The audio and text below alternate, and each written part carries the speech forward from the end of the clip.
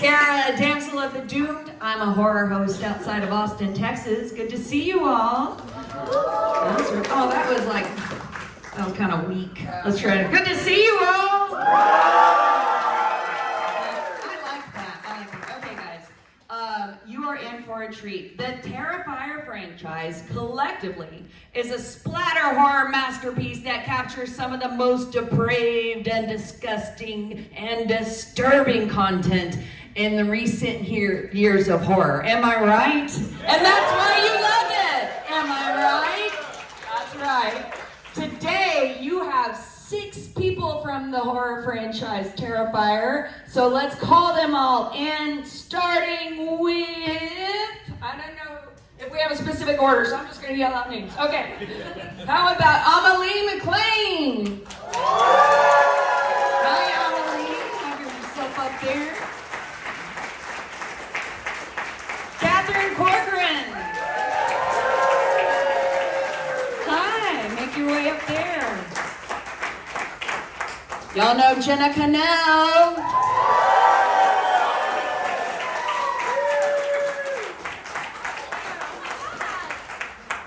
Samantha Scafidi.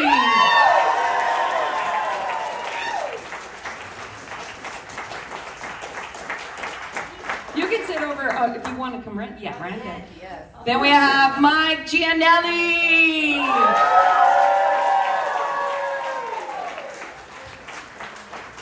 And that's it. Let's get started. I'm just kidding. David Howard Thornton.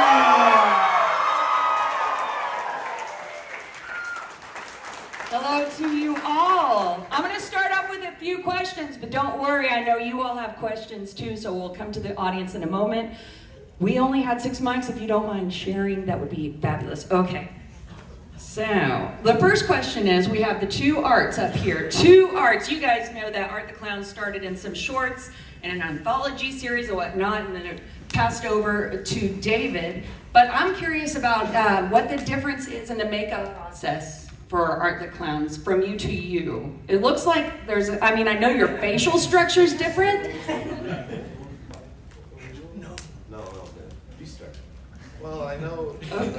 Flick that thing on the bottom. I just said flick that thing on the bottom, I realized. Everybody's filming. Oh my God. Good stuff for the anxiety. I guess my process is definitely different than David's because it was all being learned at the time. Everything he did was brand new.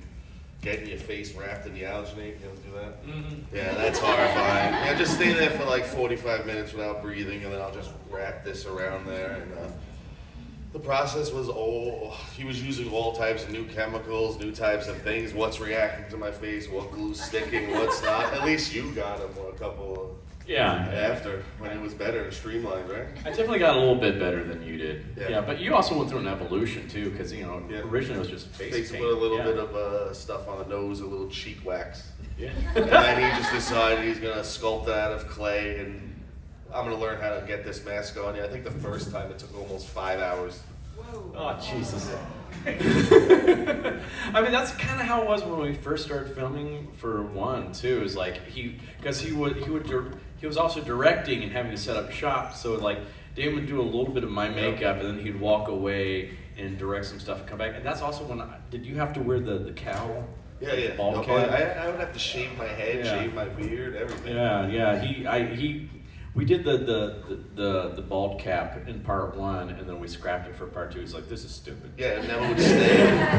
Yeah, because it just took more time, because you had to cut it and glue it and all that. It was just like, but like for part 3, we kind of streamlined things more, because originally I was using, for the first 2 films, I was using the same mask that he was wearing for All Hallows Eve that was molded off of his face.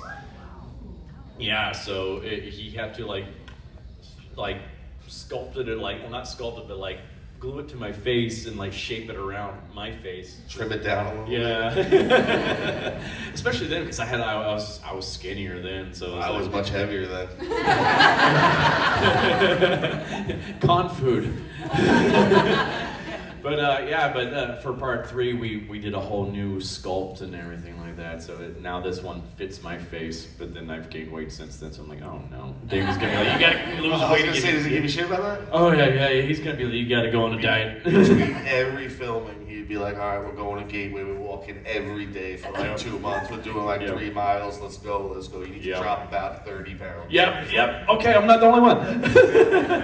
No, he did that like right before part 3. He's like, okay, I need you back to your weight you were when you did part 1. I'm like, oh God, I was like 130 pounds then, and I was like, I was really skinny then, and I was like, oh no, I'm in my 40s, man. That just doesn't happen easily anymore. All clown bodies are beautiful. That's a t-shirt. That should be a t-shirt.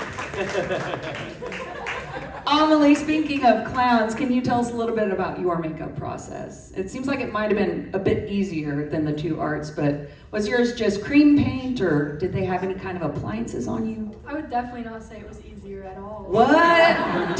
Give us the lowdown. No, it took me about 3 hours to get into it and 3 hours to get out of it. It was my real hair, it was not a wig, so they would tease my hair up into that high ponytail, and they'd put all sorts of like oils and stuff in it to make it stay. And then they would paint my whole body and my face. They'd put fake hair on my arms to add that like look, and some people think that it's my real hair. I did. I was like, what happened? All body hair is beautiful. I had a contact lens specialist on set that would numb my eyes and put my contacts in, and they were sclera contacts, which means that they cover your full eye. It's like a dinner plate in your eyeball. Yeah, literally, and it's thicker, it's rough. And so they'd have to numb my eyes and then put the contacts in, and then we'd start filming, and then we wouldn't get the right take, but we'd have to take the contacts out because you can only keep them in for like 15 minutes or it starts like killing your eye cells. So we'd have to take it out and then put it back in and then take it back out and put it back in. Poor kid. And then I had the dentures, which were molded to fit my teeth. That was a lot. I have the number of a good lawyer if you need. Just remember, Damien is no trained dentist. Those teeth were terrible. Yeah.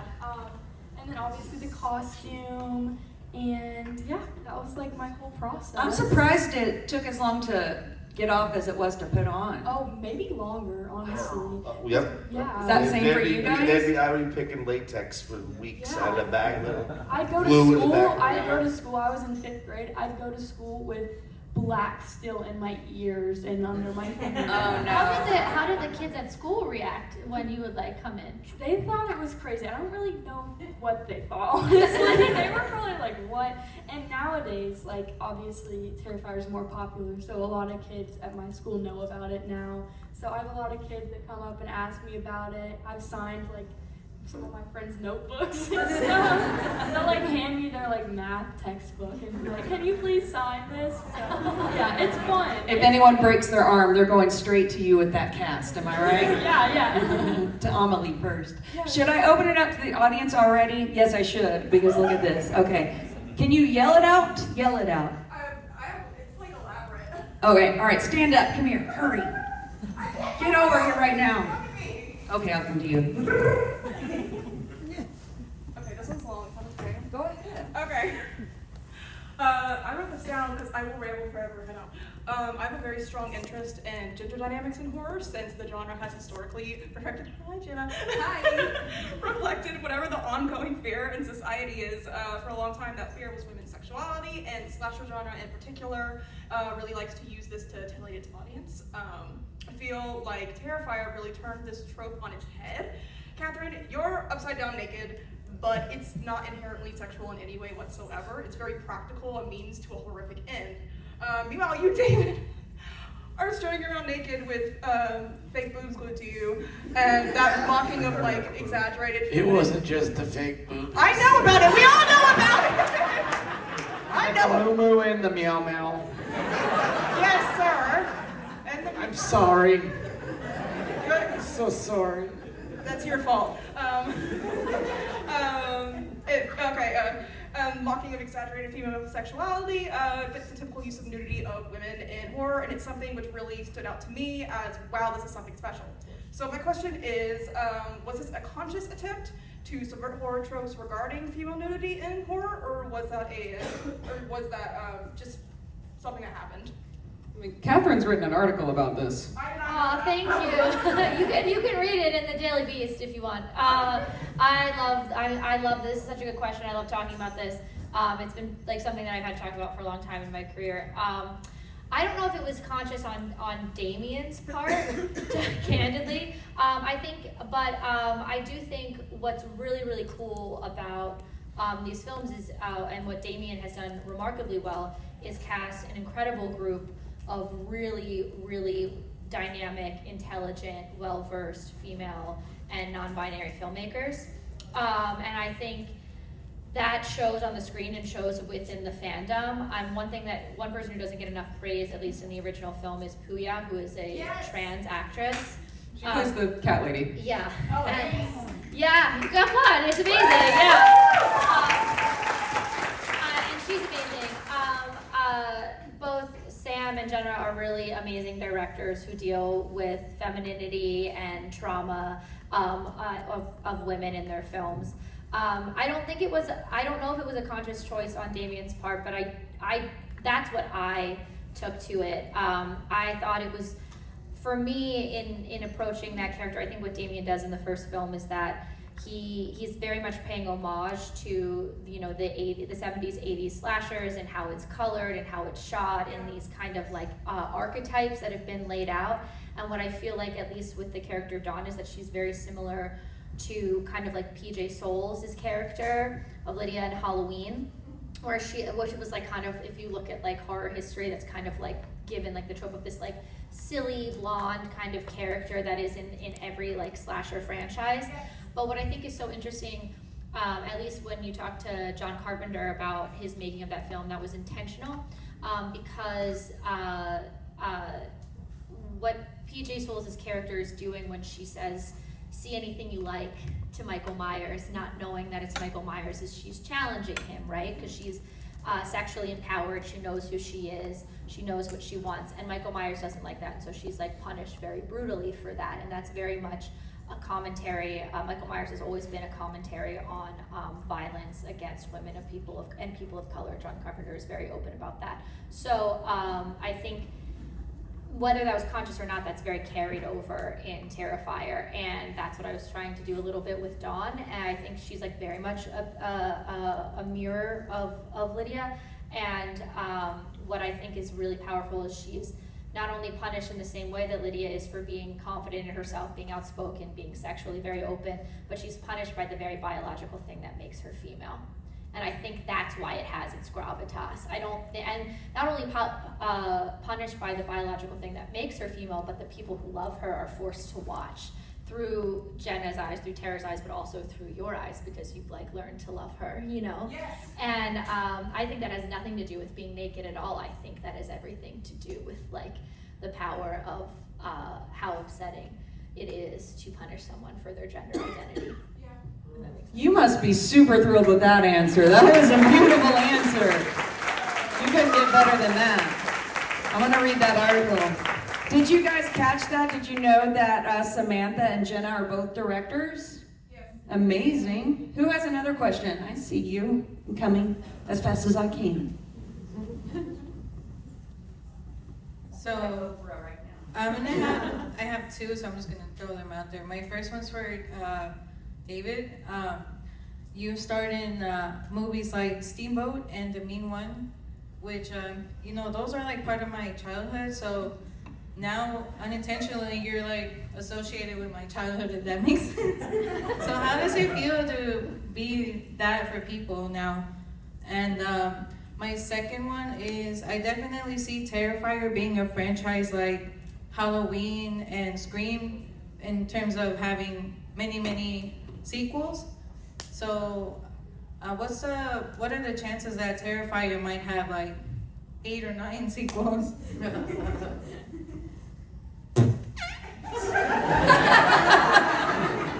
Speaking of childhood. I know.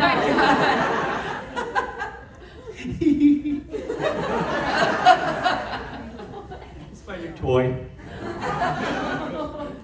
It's Can you do that again? That was unexpected. That is not new. You've had it at the past 4 conventions. And no one stole it from you. It's yet. new to Someone me. steal it, please. We have everything here. We have an essay on gender in film, and we have David farting. And then it's fart jokes. This is great. Hours of fun, I tell you.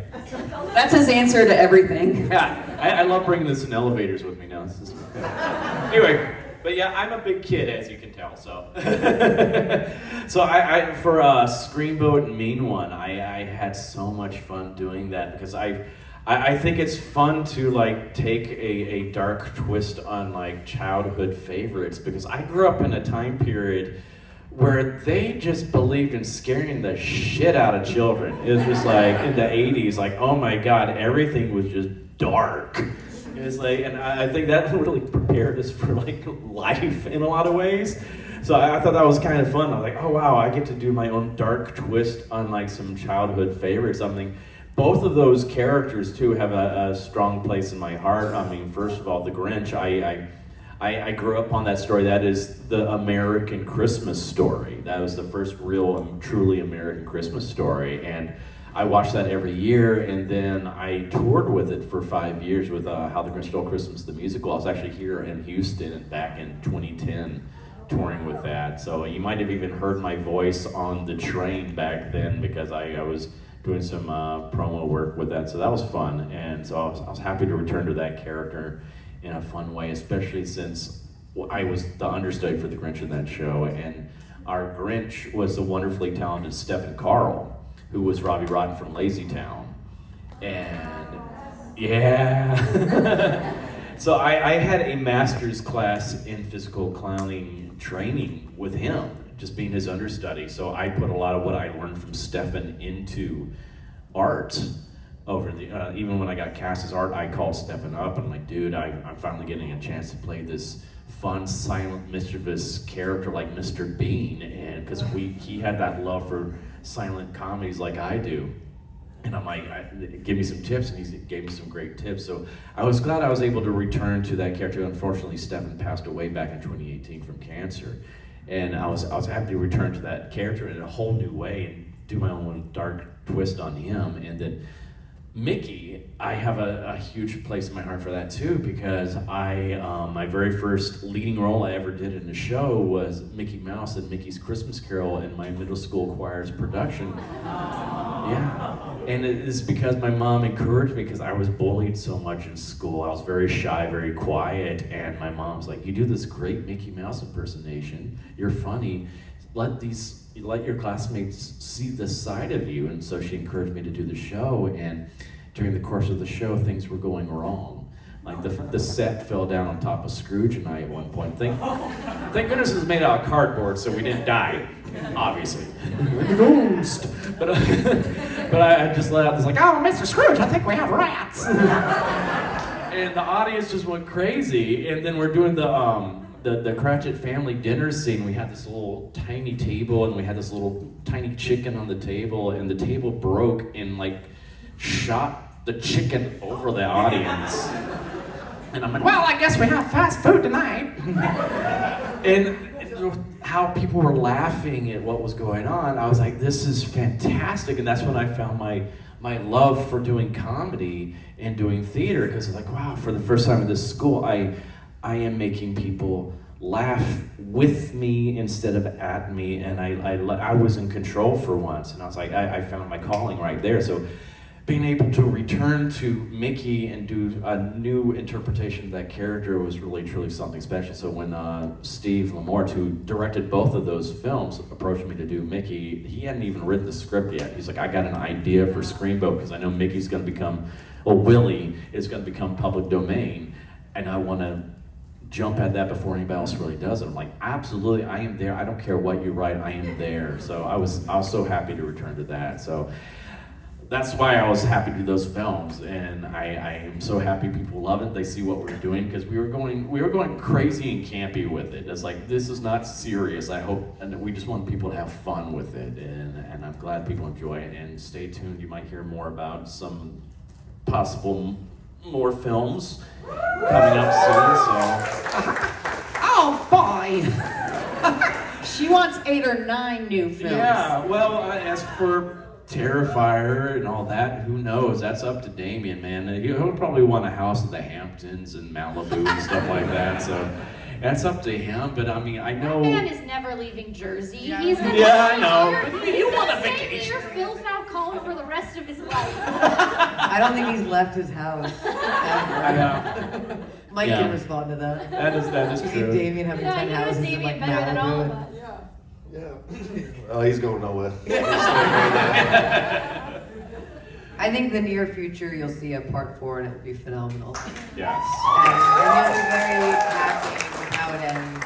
And who knows, in the future anything can happen. Can you tell us when it might start filming? Because there is an IMDb up there, but it just says pre-production.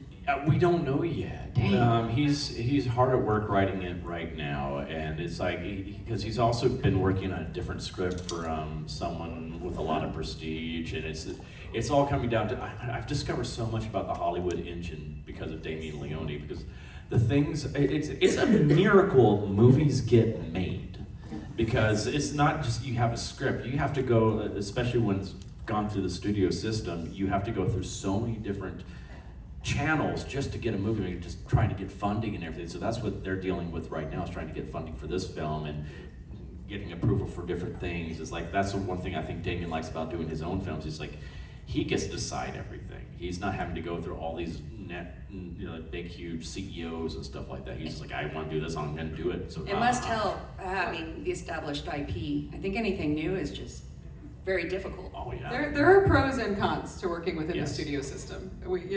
Yeah, that's just how the whole entire thing is. Yeah. They could give you a lot more money for one. Yes. You get a trailer Yeah. and a makeup chair, right, Heather, who's sitting in the front row? Heather. They get makeup chairs Yeah, for they- 6 to 8 hours. Who is Yeah, Heather? yeah. Why is she hiding her She's face? hiding right there. She's Heather in the wall. is the amazing She's a special star. effects She's a artist. star. who's Heather, please, Heather, stand up. The movie special effects lady right here, guys.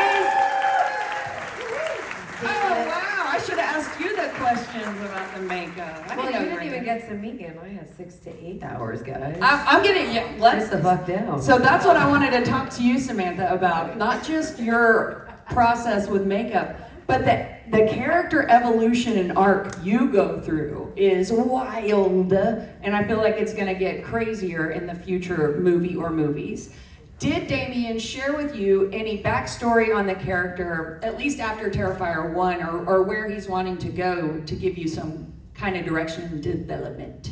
So Damien is an amazing artist, and one thing I love about him is that his artistry evolves as the story goes. After we film, if something's on set, something happens, he gets inspired. He's not afraid to change something. Another pro to being a writer and director himself, and not being connected to a studio or someone else. So Vicky was someone who I always joke with anyone who I've met at my table. At every film I've done, I always thought I was dying. So like in one, it wasn't supposed to be me who was with the news reporter. It was a past victim, and Dana's like, oh, I have an idea, let's just connect the story, which then I survive. To Art the Clown, we had originally filmed with Chris Jericho, him coming out of the back of my head. And Malignant came out like not even a month or so after. We hadn't even edited the scene, and Damien's like, fuck, we need to go back to the drawing board. Like, we cannot do that scene, which then kept me alive. And then he obviously had the genius idea for me to birth the head. So yeah, it was after too that Damien's like, I have this idea, and I'm really excited by it. And he's like, what if Vicky takes this turn and she becomes a villain? And it explains, the supernatural Art the Clown and all that stuff. So I was just kind of along the journey with Damien, and always just amazed and surprised and really grateful for the arc, and also the fact that you don't see it often where final girls or women who've been traumatized, specifically in movies, where you see the other effect, which is that not everyone always overcomes their trauma. And that's something that I love that's different about this series, is it defies the trope. It's like you have a character who's been so traumatized, has literally been taken her identity away from her and everything that she loves. and you know, she succumbs to that, and that's where you get Vicky Hayes in 3, and that was really exciting to kind of go on that journey as an actor in one film, in one series. So We're excited to see where the journey takes you in 4. At least I am. Who has another question? Oh, right here. So for part 3, what was it like filming Vicky after the bathtub scene? oh, you want to know about the glass? Which I'm very, I'm very open about this. I thought it was going to be totally fine. Because at that point I knew Damien and I knew, you know, everyone, David, everyone. I was like, oh, it's a family. You probably didn't actually want to know about the glass. You just want to know where it's just the villain and not Vicky anymore. But the glass scene was very uncomfortable to film. But like I said, I thought it was going to be fine. But when you get to set and they call action, everything is dead silent, and Damien wants a very realistic depiction, and all your friends are kind of in the dark. It can get a little weird. And of course, David was my eye line. That was very weird. I was staring at David the whole time, and David at one point did turn his head in disgust. And, he wasn't like, yeah, keep going. He was like absolutely grossed out, and that didn't help me. It was weird because you know, like Sam's kind of like my sister now, and so I'm just like, this is. Excuse me. Yeah. Not Vicky, Sam. Sure. Yeah. But it's like we built that relationship. You're on thin ice. You go, no. But it was just so like, this is okay, this is getting very, very weird. I cannot make eye contact. Yeah, Damien was so uncomfortable too that he almost left set, which is funny because he wrote it. So, but other than that, the prosthetics were really intense, and playing Vicky as the villain was phenomenal. I loved it. I loved fucking with everyone, working with amazing actors, Lauren, David, Margaret Ann, Antonella, everyone. It's been Vicky's amazing. face looks like when people get attacked by gorillas. Well, so I think that's what's disturbing about Vicky's her face, and it's because she's modeled after face transplants. Which I always second guess myself, but I believe Damien mentioned part of the inspiration was tragically the woman who had been attacked by the chimpanzee. That's what it looks like. Which, the irony of the connection of this is, I believe it happened 3 miles from where I grew up. So it's a weird little thing that'll come around, yeah. But it makes it terrifying, and I think subliminally very uncomfortable for people, because when I first put that mask on in the makeup chair, I had a little bit of a panic attack. Because I was like, oh man, this is actually a horrible thing that can happen to people, and this is their experience. It becomes very visceral when you actually think about that. So. It also has a bit of that uncanny valley, because there are facial features, but not quite right. Yeah, exactly. And you guys already answered a follow-up about what was one of the hardest special effects kill scenes, even though that wasn't a kill scene, but you answered that question. So I'm coming back for more. Who's got one? I'm gonna go way to the back. My theme song is this. Okay, here you go. So this question is for Mr. David. One of the most horror-like and hilarious things about art in Terrifier 2 is how much you communicate without saying a single word. In scenes like the store encounter or meeting Santa, your expressions swing from like childhood-like to pure menace within seconds. How do you develop that range of silent expression, and what goes through your head in the moment to make it clear and vivid to the audience? Well, like I said, first of all, I had a great instructor, mentor with Stefan, so I learned so much from him. But I also had a great education growing up watching silent films. I love silent comedy. I was watching Charlie Chaplin, the Marx Brothers. Mr. Bean. I was like, my aunt gifted me a box set of Mr. Bean videos when I was like 12 years old, and I would just watch them over and over and over and over and over and over and over. And I just love that style of acting, and I feel like that's something you don't see anymore. And so I wanted to bring that aspect to the character, because I always felt like that would distinguish art from all these other silent killers that have come before him. Plus, that way you could have the great charisma, the funny charisma that like Chucky and Freddy had, but you can mix that with the silent killer that you have with Jason and Michael Myers and all that. So I had just had a lot of fun with that, and I just, you know, Damien just let me play around on set a lot with that. And it's like when he wrote part 1, he didn't know me at the time, so we discovered this thankfully early on when we were filming, because we filmed the pizzeria scene pretty early in that process, and that's where I think everything really clicked into place with the character. And because he's like that, with all the faces I was making at the table, he just like, Dave, because in the script said Art makes a few faces at Tara, and he's like, Dave, we're just gonna turn the camera on, just make some faces. And I just start just goofing around making faces. And he forgot to say cut, so I just kept going for like 5 minutes. I just kept going, and he didn't say cut, okay, but. He's like, oh God, yes, cut. And then also when I did The Ring with Tara, it's like this, my little hop up and jaunt to the bathroom. He's like, that's great, keep doing that with the characters. So, because I think originally he didn't want Art to be too clownish, but he was like, this kind of works for the character. He wanted him to be more like just a normal person, just in clown makeup, but he's like, this actually kind of works in a weird way. And once he saw how the audiences responded to that in part 1, he's like, I'm gonna write some more of these fun little goofy scenes for you in part 2. And he basically, in the script, he just said, like, with the costume shop scene, he's like, there's a bunch of props and Art plays with props. And it's like, we'll just figure that out when we're in the room with it all. So I just had a field day with the props and just went crazy with it.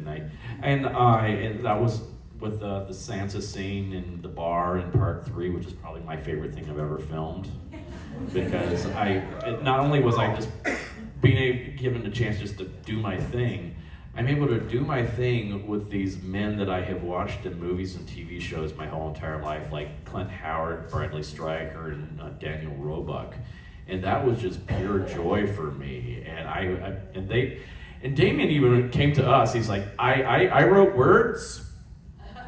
You guys are awesome, so you have fun with it. And so, you know, all 3 of them were just making up things, and that was just lobbing comic gold my direction, so I could just play off of them, especially Danny, like when we're doing the torture scene, he's just making up this great whole entire backstory with his family and how I'm like, this is great, keep on. And it was just, so I just get to play.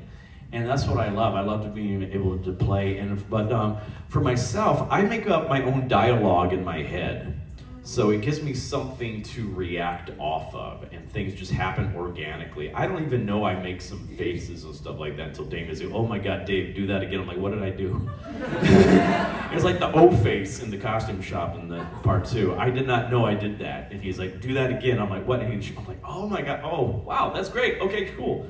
It's just like, that's what I love about Damien. He is just so actor friendly. He has his ideas about what he wants. He's very specific about what he wants, but he also is open to ideas from other actors and also other crew members. It's like, hey, if we can make this better, let's make it better. And he's a lot of fun to work with in that way.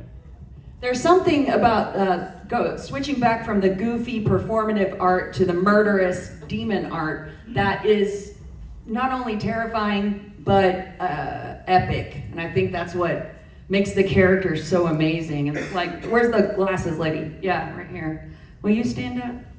This I see all over the place now from that scene with these glasses, all the flower glasses. Look at that. I've seen them on earrings everywhere. All right, who's next? Anyone? Okay. Those people that made those glasses originally have got to be loving us now.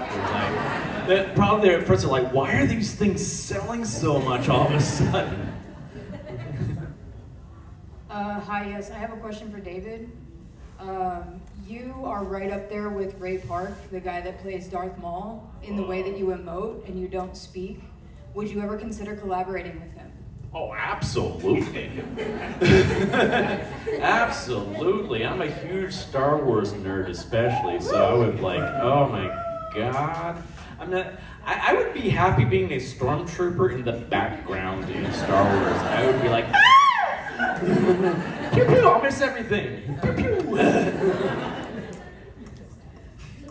Hi, this is for everyone. So horror movies have a lot of really great kind of versus crossover stuff. Freddy versus Jason, Alien versus Predator, Sadako versus Hyena, all of those. So for each of y'all, who do you think would be the best versus to go up against just the Terrifier franchise? Art versus Jaws. That would be awesome.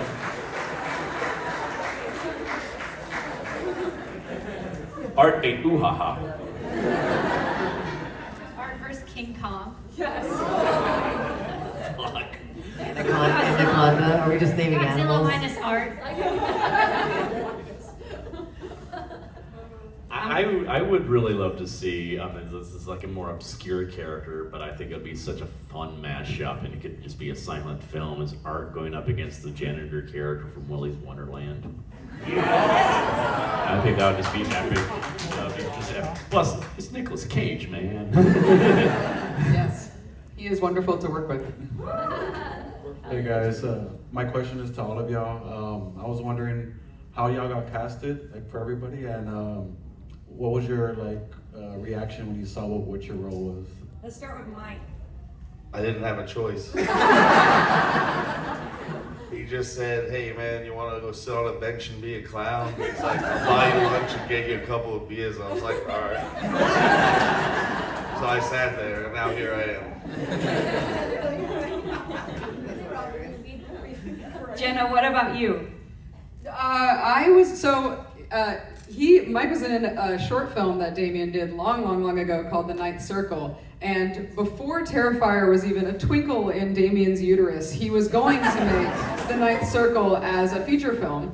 And I don't remember how, neither Damien or I can remember how we met, but we somehow met or got connected, and I was originally going to be in The Ninth Circle feature film. Yeah. So we were always destined to meet as well, apparently. But when it seemed like he was going to make Terrifier first instead of The Ninth Circle, he reached out to me and he was like, hey, do you want to do this other movie instead? It seems like this one's what's going to happen first.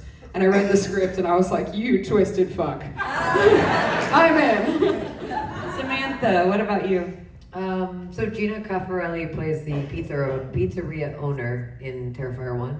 And out of school, I did a little spec short for him. It was for feature, or spec for feature, sorry. So it was a short. And when Damien was looking for actors and actresses, he asked Gino, and Gino had recommended me, and then I auditioned and got the part. What was the second question? Was there a second? I think it was. What was my reaction? What were the reactions to the role? Oh God! What was my reaction to the script? I didn't know. I say this all the time. I didn't know who Art the Clown. No one knew who Art the Clown was, and until I hadn't seen Ninth Circle. I hadn't seen All Hallows Eve, and until David embodies Art the Clown, he doesn't really jump off the page. So when you're reading a Damien Leone script, especially Terrifier, and you're reading just he writes out the scenes. So you're reading just pure violence.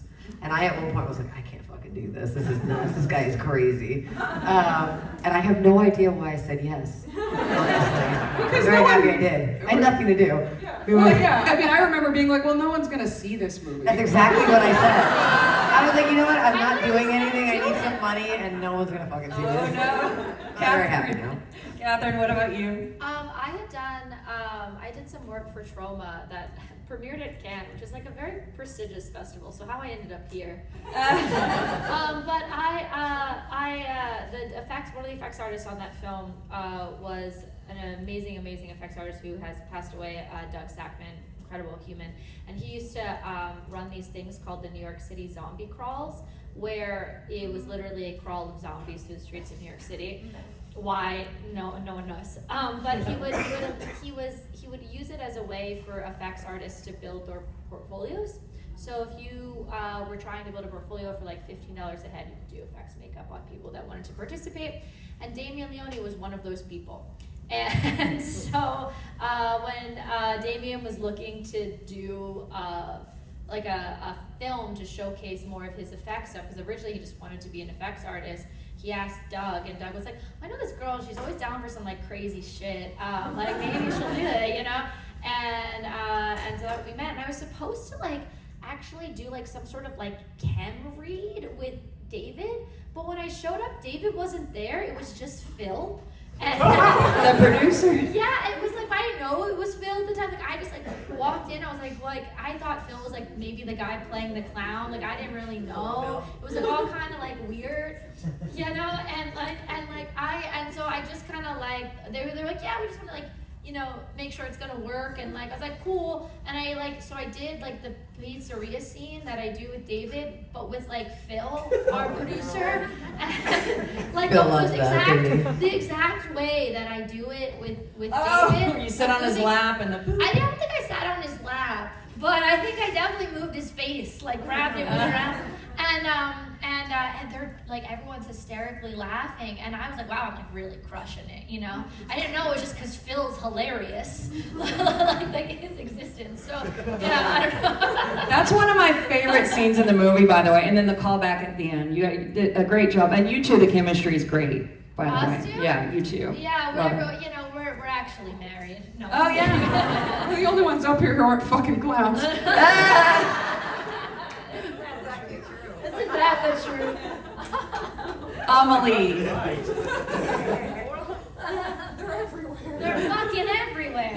Jen has a really cool line in Renfield that like kind of harkens to that. Yeah, I improv'd a line about dreaming about clowns, and they ended up keeping it in the movie because Chris McKay, the director, which is the Nicolas Cage Dracula movie, is a fan of Terrifier. You get a pod?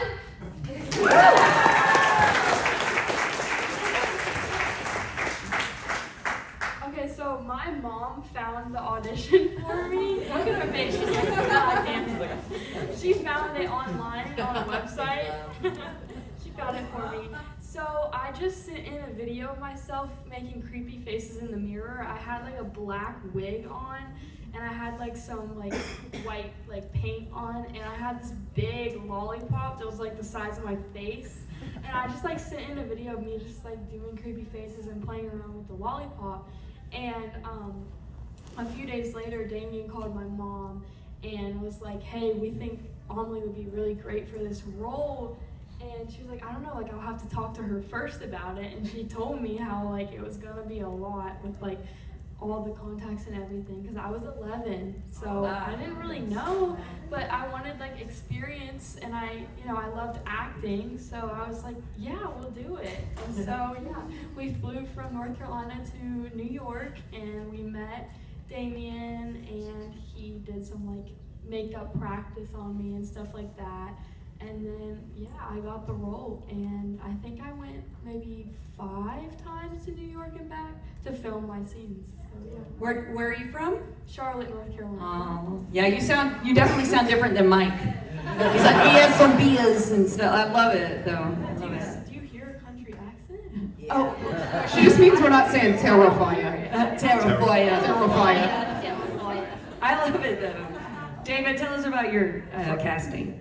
For me, I had just come off of my last tour for Grinch, and I had decided to take off like 4 months just to live off of unemployment from Grinch, because I wanted to really just focus on auditioning instead of waiting tables, because that's such a distraction. And I was still a big musical theater guy, so I was up for like 5 or 6 different Broadway tours and final callbacks, and every single one of them fell through for one reason or another. And I was just like, oh my God, I'm so close to something finally changing. I'm good, come on. And then I came across this like random casting call for Terrifier. And I had never done film work before. And I was like, oh, this could be fun, because I had seen All Hallows Eve, and I was like, oh my God, I know this character. Because I loved Mike's performance in that. I was like, that is such cool. Like when I saw it the first time, I was like, that character's like an evil Mr. Bean. I remember thinking this to myself back then. I was like, this is an evil Mr. Bean type of character. I'm like, God, I would love to play a character like that one day. So when I saw that audition notice, like, I want to do this. I want to do this. This is. I could do something fun with this character. And I approached the agent I had at the time, and she was like, absolutely not. She's like, this is a low budget independent film. You're only getting paid like $100 a day. This is not. You got paid? You got beer. It was like $6 worth of beer. But it was just like, but she was like so adamant against it, and I was just like, I was just insistent because I wanted to finally have experience doing something on film. And I thought, look, this is gonna give me something I can use for a reel one day. I can finally learn the lingo. I can just get comfortable in front of the camera. This would be great, you know? No one's gonna see this movie. Exactly. No one's gonna see this movie. And I went in there and just got it. It was like I had to improvise a scene where, that's another thing that scared the crap out of me. I walk in there to the audition, and here it is, my first big film role that I'm auditioning for. And everybody else has got scripts, and I don't have a script. I'm like, oh God, no. It's like, she sabotaged me. She didn't send me a script. So I go and ask them there, I'm like, can I please get a script? Like, oh no, your agent should have sent you that. I'm like, oh, no. So I'm like, I'm spiraling. And they call me in the room, and I'm like, it's just Damien and Phil. And I'm like, guys, I'm so sorry no one gave me a script. And they're like, oh, that's okay. Art doesn't talk. I'm like, cool. So what do I do? What do you want? And they're like, just come up with a scene where you decapitate someone and you're very happy about decapitating them. And go. And they're like, okay. And you can see that audition online now. And it's just, I just improvised this. I don't know where this came from in my head, but I did something where I just cartoonishly snuck up behind my victim and knocked them out, took out a hacksaw and sawed off their head, and then picked up the head and tasted the blood, didn't like the taste of it, so I took out a salt shaker and seasoned it and licked it. I'm like, yum. Gave it a thumbs up and just skipped out my merry way. They're just like, hey, like they're laughing their heads off. And they're like, can you just come back in for a makeup test? And I was like, great, because I know that never happens where someone asks you for something like that in the first audition. Usually you have to go back for multiple callbacks. But then I didn't hear anything for a few months. And I was like, dang, man. And then like a few months later, I get like a message from Dave. He's like, hey, come in for the makeup test. I'm like, oh, sweet. So I go in there and he's putting the makeup on me and everything like that. And I'm like, does this mean I have the part? He's like, oh yeah, you've had the part for months. Did your agent not tell you? No! That's why she was referred to as the former agent. Yes, exactly. And the best part was, I had one final audition I had to do after I had the makeup on. He's like, I just ordered pizza. Go answer the door is Art. It was so much fun. Please tell us how that went. Oh yeah, the guy just comes up and I open this in the middle of the day on Staten Island in like August, and I open the door and the guy's like, oh hell no. And I just like hand out the money. I was like,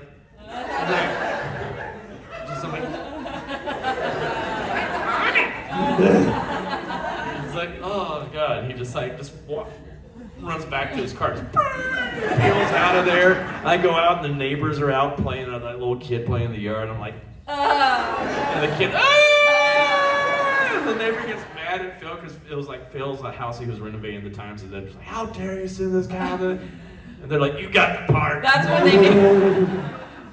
All right, yellow shirt. Here you go. Hi. My husband and I have been kind of doing the reverse and watching like all the original like All Hallows Eve, Ninth Circle, and like there's also like a short film version of Terrifier prior to the feature-length film. Do you see like a callback? I don't know if like Damien or maybe it's like a future iteration, a callback to like any of the other horror characters and like the original Ninth Circle, maybe coming up in future? Would you be open to it, to seeing some of those other characters? Here's a deep cut that Damien does not ever talk about. Watch Frankenstein versus the Mummy. He hates that. That is a movie that Damien directed. Talk about a crossover. Yeah, bring them back. Where are they? When are you going to find those guys? Wait, did you work? Are you also Frankenstein? No. He asked me to be him. I said the same answer when he asked me for Terrifier 2000. I said, nah. No, I'm good. He's like, you sure? I'm like, it's gonna be a little bit easier. He's like, no, it's the same as filming the other stuff. I was like, no. I went to the set and it was wild, like what he was trying to do. And then I saw the movie and I was just like, oh, thank God I didn't sign on that one. There is a callback though at the end of part 3 to the original. It was It's like when we're on the bus, there, of course, the girl's reading the book that says Ninth Circle on it.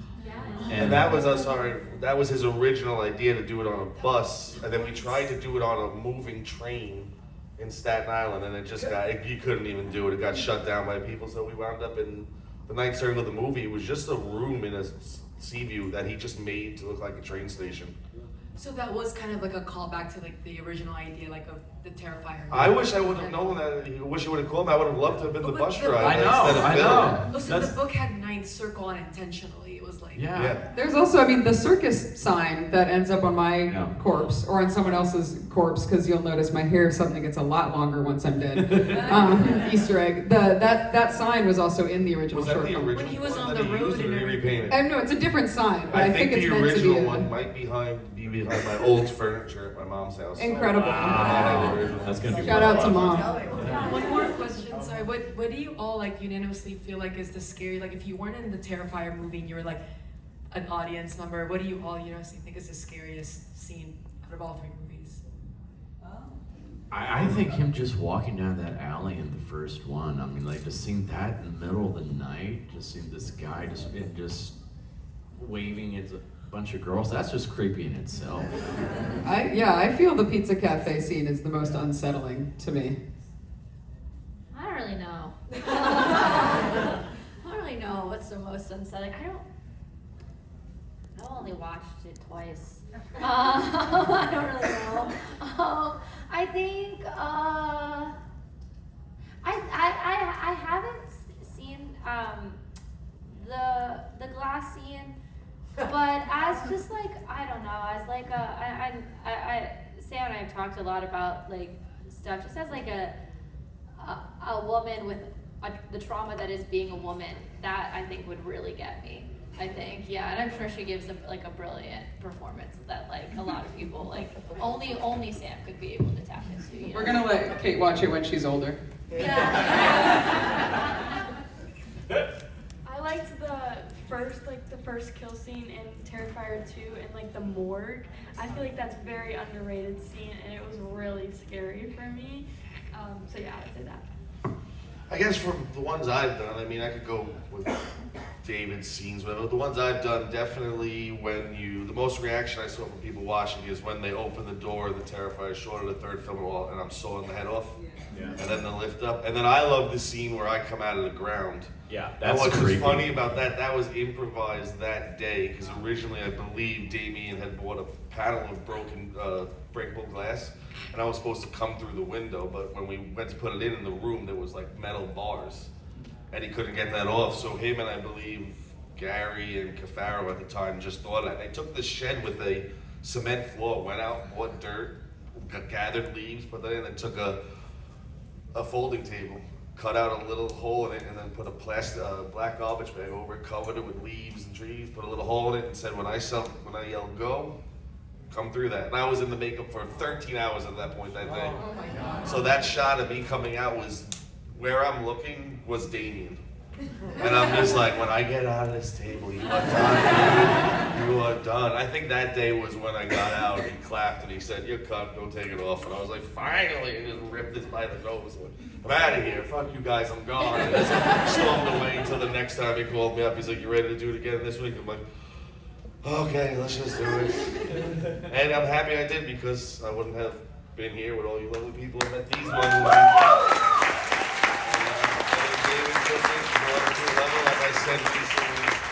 I always knew that the Terrifier short and All Hallows Eve would have made a mark in the horror community, would know it. But what these Terrifiers are doing, especially 3 and your performances and all your performances, is now bringing people who never wanted to see horror into horror. And if you start your horror journey with any of these things, there is nothing you're going to see from the past that is going to scare you anymore. So I think it's amazing what they did. So good job, guys.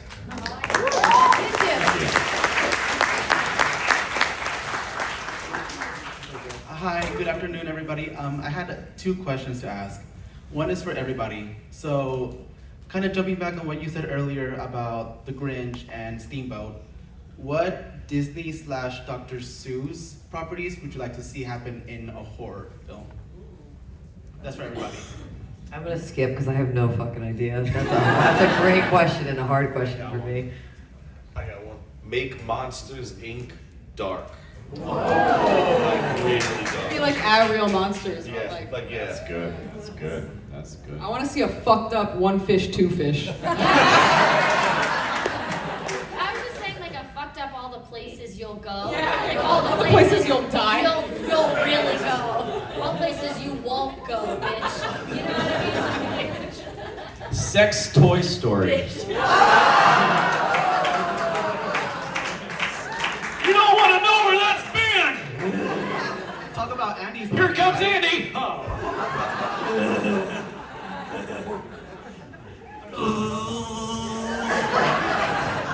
Buzz Lightyear, right? Yep. Talk about Woody too, no?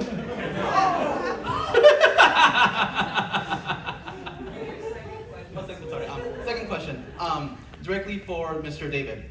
Slapping Sienna, was that improvised or was that on the script? Oh my gosh, the Chris Brown moment. Too soon? No, that was purely improvised by Damien because he's like, God, this scene is getting so dark and morbid. People are gonna start slashing their wrists if we don't do something funny. And what you don't understand, that scene was even darker in the original script. We just ran out of time. That was about twice as long that scene was going to be, and it got some really dark places. But when we're filming that bit there, Dame's like, dude, this is getting dark. Dave, just slap her every time you go by. And it's also a callback to the first film when I was slapping Tara in the back of the head. So I thought that was a good full circle moment there. But I felt so bad because we had to do so many different takes from so many angles because Damien loves his angles and he loves his multiple takes. And poor Lauren is just sitting there because like the performance she's giving in that scene, she is going balls to the wall crazy with it. And she's literally taped down to this chair for hours because she wanted to be relatable. Yeah.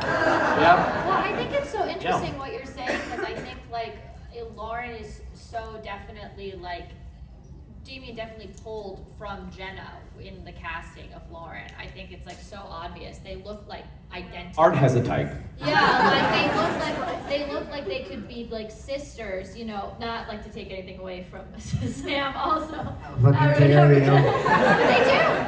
do. And I think you know, Jenna is this incredible stunt performer. Actually the only one in the franchise who can actually, we all have a stunt background, but she's the only one who can call herself a stunt performer because she actually doubles. And yeah, applause. And not to be bullying people into applauding. Take you everywhere. I learned this from Heather Buckley, who's another filmmaker who does this. Shout out to her. No one knows it, but this is a deep cut. But she's awesome. But like definitely, and Jenna is like a Krav Maga like master, and I know like Lauren has a boxing background, so I think it's like really kind of cool to like see like the like what you're acknowledging there is like that they like the mirroring of them. I'm curious like if he'll like explore that as that goes on. I would love to see that, but Yeah. I also want to comment also like my first night filming Terrifier 1 was the scene where I'm attacking Jenna there in the garage, and that's my first time ever doing a real fight scene or anything like that. I did not know. I was a comedy guy. I was a musical theater. I was a song and dance man. And I'm having to do this whole fight scene, and I'm like, I don't know what I'm doing, and I'm so glad I had Jen there because she has that experience doing stunt work, so she was actually helping. Didn't she choreograph it? Yeah, she was. Sorry, what? She was helping me through it. It's like because I was so worried about hurting her. I was like, especially like where I'm having to go at her eyes. I was like, I don't want to hurt her. And she's like, just do it. Just do it. If it goes wrong, just I'll let you know. But she was also telling me the right places to put my thumbs on her eyes so I could actually press in and not actually hurt her eyes or anything like that. But that's also where I call it my Plan 9 of outer space moment because I'm like, it's the scene where I'm supposed to be choking her. And we did other takes where I actually did have my hands around her throat, but somehow Damon wasn't able to use those takes. So it's the take he had to use was where I thought it was just a close-up shot, and so I didn't really have my hands around her. So it looks like I'm force choking her. It drives me crazy. But and then also we had the night where you had to hit me with the board. Yes, my favorite. You want to explain that? Yeah. Well, first of all, thank you. And I mean, it takes someone to being like that communicative that makes a really big difference. And like, it's definitely a team sport for sure. The night with the board was a lot of fun. We shot it 2 different ways. We had one board that was a real 2x4 for the shots where we were cheating the angles and I'm not actually hitting him. And then we had a rubber 2x4 for when I was actually smacking him around. But then it broke. And it had a little wooden dowel in it and it just broke on the first test we did. I'm just so strong, you guys. Strong Hercules. And this is where I was so grateful that she has that experience doing stunt work and everything, because we had to use the real board for when she has to whip that thing towards my face. Yeah. And I had Something to just. you should do. Oh no. And I had to just trust in her the whole entire time to not hit me, because that thing was coming so close to my face. And she's like, Dave, just do not move. And I'm like, I am staying right here. Because that thing, whoo. And we had to do take after takes because I would flinch before it would come. I'm like, oh no, gotta do it again. It was scary. That was scary, but it is all because of her that I am still alive. Thank you. Thank you. Applause. Guys, go ahead. You and me both. Jenna keeps me alive on a daily basis.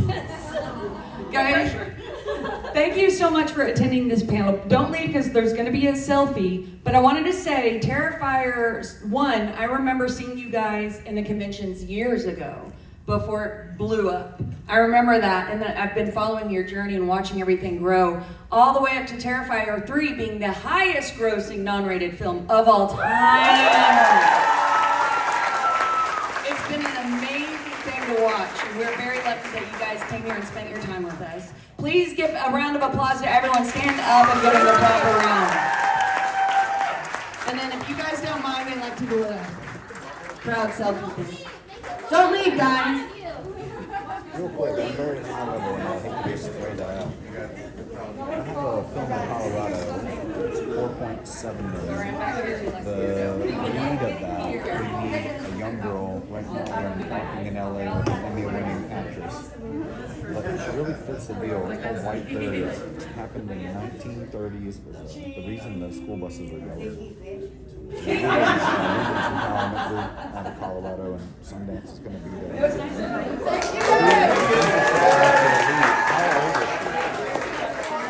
Say again? Oh, really? So she's actually the age of the way she's carrying herself.